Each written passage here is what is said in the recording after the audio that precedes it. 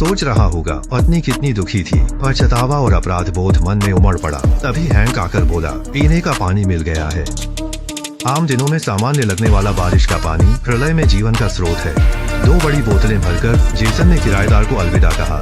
पत्नी के वहां न होने से उसने उसके काम की जगह देखने का फैसला किया, लेकिन हैंक ने आपत्ति जताई। उनका समझौता सिर्फ जेसन को घर छोड़ने का था। अब जब मिशन पूरा हो गया, उसे अपने काम के लिए जेसन की टॉर्च चाहिए थी। जेसन तैयार न था। पत्नी और अजन्मे बच्चे की अनिश्चित नियति उसे वादा निभाने न देती।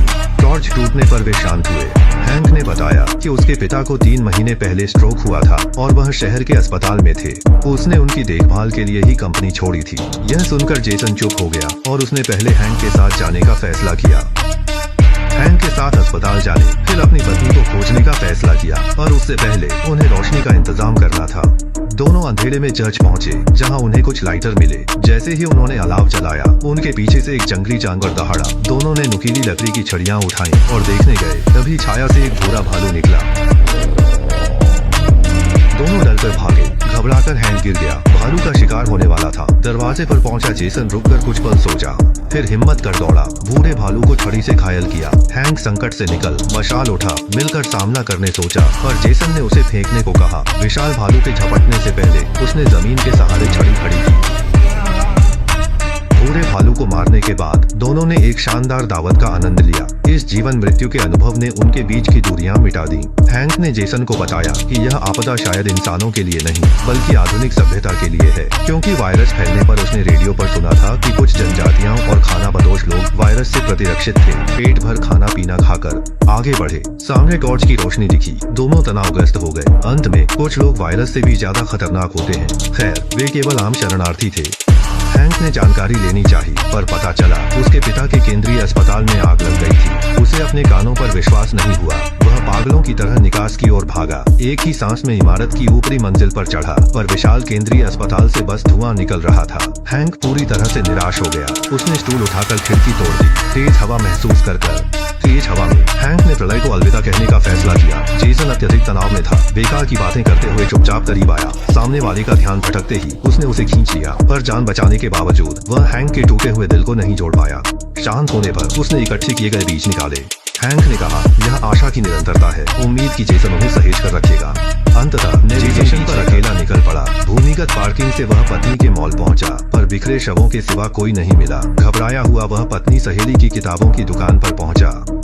अंदर भी अव्यवस्था थी। जमीन पर सड़ी लाश थी। जेसन ने हिम्मत नहीं हारी। जितना हो सके पत्नी के सुराग ढूंढते हुए उसे शीशे पर सहेली का मां के लिए संदेश मिला। हम जा नहीं सकते, सुपरमार्केट जा रहे हैं। आशा की नई किरण जगी और वह मॉल के निचले तल स्थित सुपरमार्केट की ओर दौड़ा, पर वह जगह पहले ही एक अवैध किला बन चुकी थी। चौकस पहरेदारों ने उसे घुसपैठिया समझा। जेसन ने तुरंत पत्नी की तस्वीर निकालकर बताया कि वह उसे ढूंढ रहा है।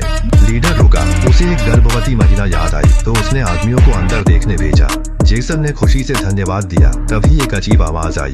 उसने मुड़कर लाइटर जलाया तो काला चेहरा देखा। जेसन डर के मारे जमीन पर गिर पड़ा।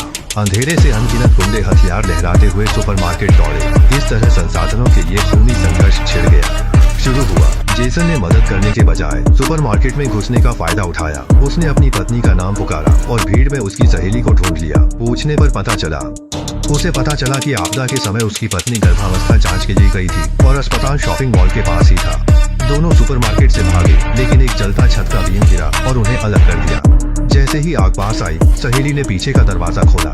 आती धूप एक खूनी भयंकर जानवर सी लगी। उसे भयानक वायरस याद आया, जिसका नाम सुनकर ही रंग उड़ जाते थे, और मरने तक वह उस दरवाजे से बाहर नहीं निकली। सेन दुख सहकर पत्नी को खोजने मिला और एक दंगाई ने उसे गिरा दिया।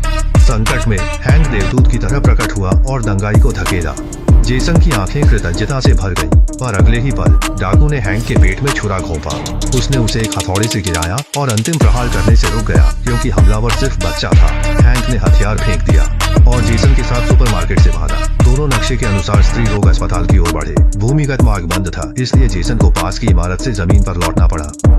यह जगह उसकी पत्नी के अस्पताल से एक सड़क के उस पार थी। अपनी पत्नी को खोजने के लिए उसने कांच की खिड़की से एक एक मंजिल करके खोजा और आखिर में उसने सच में अपनी पत्नी को ढूंढ लिया। जिस पल उनकी नजरें मिली, उस प्रेमी युगल की आंखों में खुशी के आंसू आ गए। लेकिन उस छोटे से उत्साह के बाद क्रूर वास्तविकता उनके सामने थी। वे कैसे पार करेंगे? उस सड़क को जेसन हैंक से उपाय पूछना चाहता था और हैंक अत्यधिक खून बहने से मरने वाला था। मृत्यु के कगार पर हैंक ने जेसन को मुख्य दरवाजे से बाहर निकलने को कहा क्योंकि कोई उसका इंतजार कर रहा था। उसने जेसन से आशा न छोड़ने का आग्रह किया क्योंकि कोई नहीं जानता भविष्य में क्या होगा। यह कहने के बाद हैंक ने आंखें बंद कर ली। जेसन ने भावनाएं शांत की, दरवाजे तक गया और हाथ में रखे प्रतीक को देखा। आशा से उसने दरवाजा खोला। सड़क पर कदम रखते ही उसे दम घुटा। उसका मन भटकने लगा। हर कदम हजारों बाधाओं को पार करने जैसा था, पर उसकी नजरें उस आकृति से नहीं हटी। बेहोशी में जेसन ने अपनी पत्नी का मुस्कुराता चेहरा देखा। उसे भ्रम लगा पर उसने सड़क पार कर ली। जेसन और पत्नी आखिरकार मिल गए। कुछ समय बाद उनके बच्चे का जन्म हुआ और हैंक के छोड़े बीज से फल उगाए। जल्द ही जेसन को आश्चर्य हुआ कि उसके बच्चे पर वायरस का कोई असर नहीं हो रहा है। अनजाने में पृथ्वी ने नया जीवन चक्र शुरू कर दिया था क्योंकि आपदा के बाद पैदा हुए सभी बच्चे बाहर आजादी से घूम सकते थे। और जेसन जैसे उत्तरजीवी जिन्होंने बहुत कष्ट सहे अब भी प्रबलित कंक्रीट के पिंजरे में थे। शायद यही असली प्रलय थी। यह अजीब वायरस आपदा सभ्यता के विकास की ही एक प्रतिक्रिया थी। सोचिए, जब हम घर में सारा दिन फोन स्क्रॉल करते हैं, ऑनलाइन सामाजिक संबंध बनाते हैं और स्क्रीन से दुनिया अनुभव करते हैं, तो क्या यह आत्मकारावास नहीं?